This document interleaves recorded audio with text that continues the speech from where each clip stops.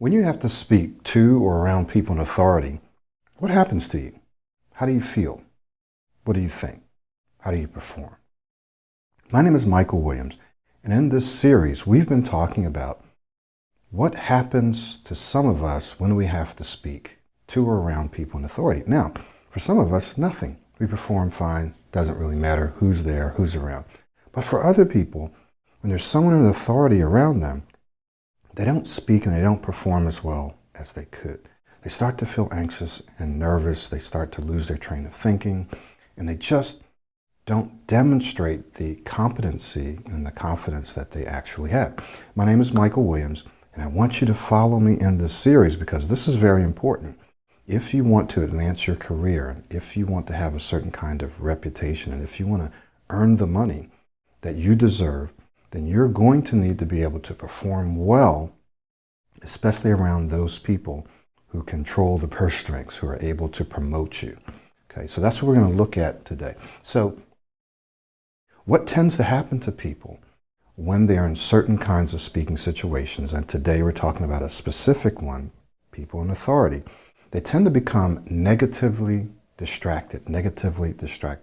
They start to worry, but it's a little more than worry. That's why I call it negative distractions or negative distractors, because they become distracted by some very specific thoughts and beliefs.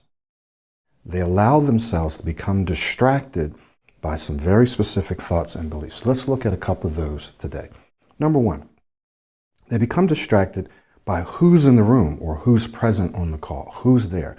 For some people, if it's their immediate supervisor with whom they may have a better relationship or an ongoing relationship or more familiar relationship, that may not distract them at all, or maybe only a little bit. But if it's someone 2 levels up or 3 levels up, that may distract them quite a bit, right? Because they're not comfortable, they're not as familiar with that person. The next thing that distracts them that's related to this is, what is this person thinking about me?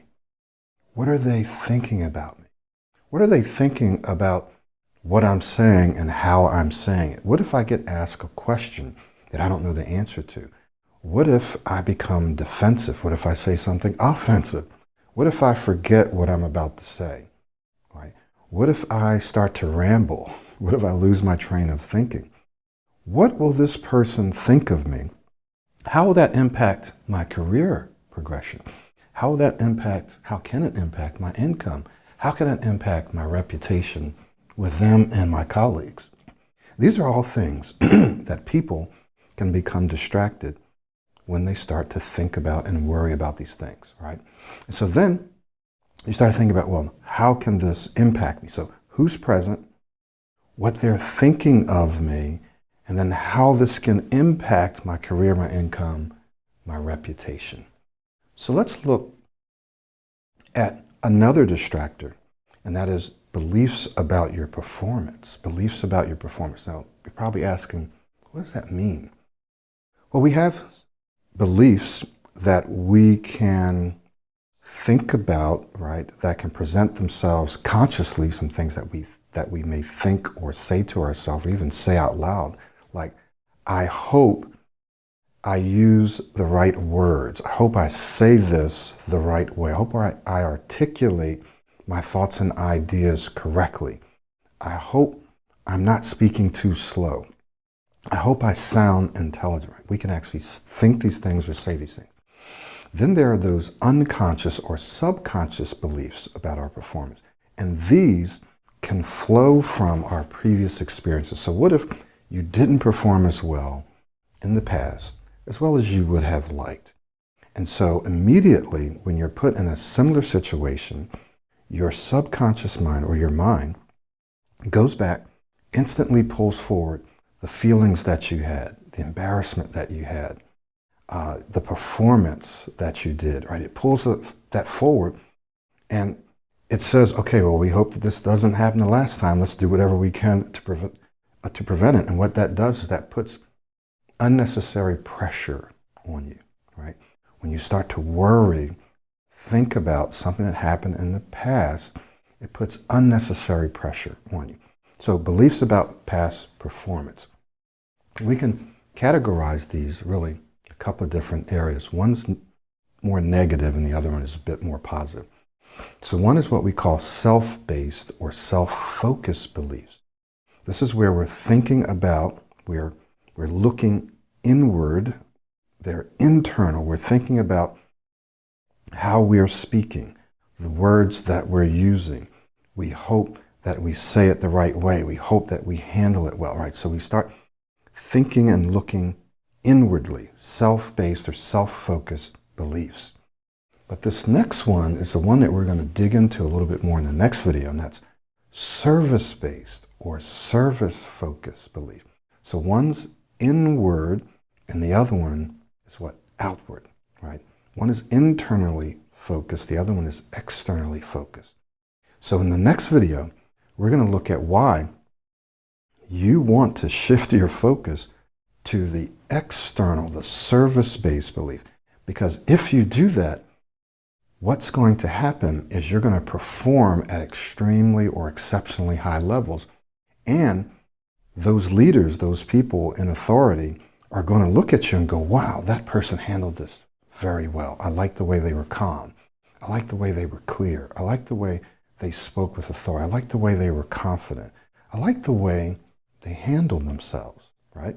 And so that's what you want. But if that's what you want, you're not going to get there by being what?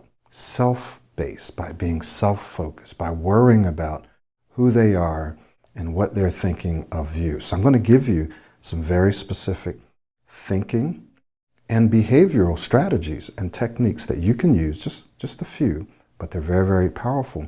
In the next video, I'm going to give those to you, and you can apply them in your next meeting. You can apply them immediately to help you perform better, to help you shift your focus to where it should be. Does this make sense? Thank you so much for watching this video, and I look forward to seeing you in the next video in the series. And if you haven't seen it, go ahead and watch the previous videos. Now, let me also just say this. If you're out there and you're struggling with your speech and you want to improve your performance at work, you want to improve your professional performance, and you want to improve your social performance, that is, you want to be able to speak well to people that you're friends with, your family. When you go out, you just want to relax and enjoy yourself. And you also want to be able to articulate your thoughts clearly at work. Then I want to invite you to get in touch with me, because some of you are going to want to work with me one-on-one. And when you do that, it can accelerate your progress. When people are working on their own, sometimes it can take a bit longer because they're trying to figure things out. They're not as accountable as they'd like to be. And so working with us one-on-one can be the fastest way for you to get to where you want to go, and the easiest way. Others of you may not be ready for one-on-one private laser focus coaching, and you may want to start with our self-study, and so we have that option too. But thank you so much for watching this video, and look forward to seeing you in the next one.